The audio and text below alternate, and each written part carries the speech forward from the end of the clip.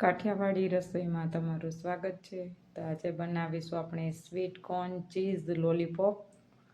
તો ચાલો બનાવીએ। મકાઈ લઈ લીધી છે મેં અહીંયા। મકાઈને આપણે છે ખમણી લેશું। તો એકદમ યુનિક રેસીપી છે, જે બાળકોને લંચમાં પણ આપી શકાય છે અને ઘરે પણ બનાવી દે તો ખુશ થઈ જાય છે બાળકો।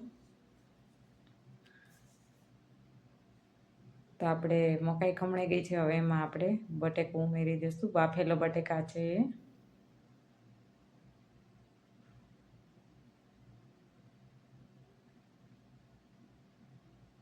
તો આપણે બટેકા પણ એમાં ખમણી દીધા છે અને એમાં આપણે કોર્નફ્લોર નાખ્યું છે મેં। તમે ચોખાનો લોટ, કોર્નફ્લોર બાઇડિંગ માટે ગમે તે નાખી શકો છો। ગરમ મસાલો નાખ્યો છે, નિમક,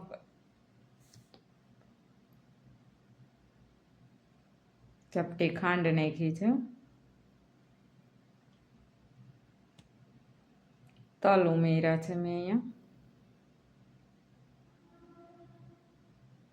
લાલ મરચું,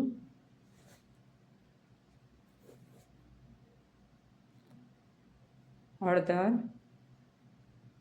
અને લીંબુ। અહીંયા તમે તમારા સ્વાદ પ્રમાણે બધા મસાલા છે એ ઉમેરી શકો છો। આમાં મરચું પણ આપણે નાખી શકીએ, મરચાંની કટકી પણ, અને ચીઝ પણ તમે ખમણીને આમાં એડ કરી શકો છો। સરસ લાગે એકદમ, પણ અમારા ઘરમાં નહીં ખવાતું એટલે અમે ચીઝ આમાં ઉમેર્યું નથી। અને જો તમને આ છે ને ઢીલું લાગે સહેજ, તો એમાં વધારે પડતું છે એ આપણે કોર્નફ્લોર અથવા ચોખાનો લોટ છે એ ઉમેરી દેવાનો છે। અને અહીંયા મેં સ્ટીક લઈ લીધી છે, ગોલામાં જે આપણે બરફના ગોળા મળે ને ગામડે, એમાં આવી સ્ટીકો હોય છે, અથવા કેન્ડીની આવે છે એ પણ ચાલે।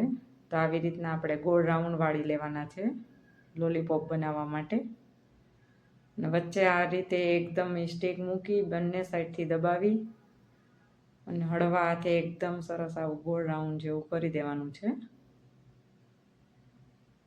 અને ઉપરથી થોડો થોડો કોર્નફ્લોર છે એ એડ કરી દેવાનો છે, એટલે આપણે તળીએ ને ત્યારે છૂટું ના પડી જાય।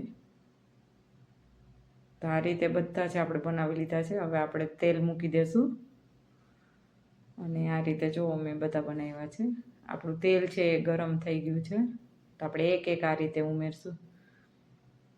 વાસણ છે એ તમે પોળું લેજો અને ઉપરથી આ રીતે તેલ નાખશો ને એટલે તમારા એકેય લોલીપોપ છે ને એ છૂટા નહીં પડે। અને મેં એવી રીતના ઉથલાવ્યું હતું સિંગલ, પણ નહીં ઉથલાવતા તમે, તેલ બહાર ઉડે છે એટલે ચમચીની મદદથી આપણે ઉથલાવવાનું છે, એટલે તેલ છે એ જરાય પણ ઉઠશે નહીં અને હળવેકથી એકદમ ઉથલી જશે। તો જો આ રીતે ઉથલાવવાનું છે ચમચી અથવા ચપ્પાની મદદથી। એમને એમ ઉથલાવીએ છીએ ને તો વજનને હિસાબે તેલ બહાર ઉડે છે, એટલે તમે પણ કોઈ દિવસ ટ્રાય ન કરતા, મેં કરી છે। તો આ રીતે હળવે હાથે ઉથલાવીને સરસ મજાના રેડી થઈ ગયા છે। બ્રાઉન થાય ત્યાં સુધી તળી લીધા હતા અને હવે આપણે એમાં ચીઝ ખમણી લેશું।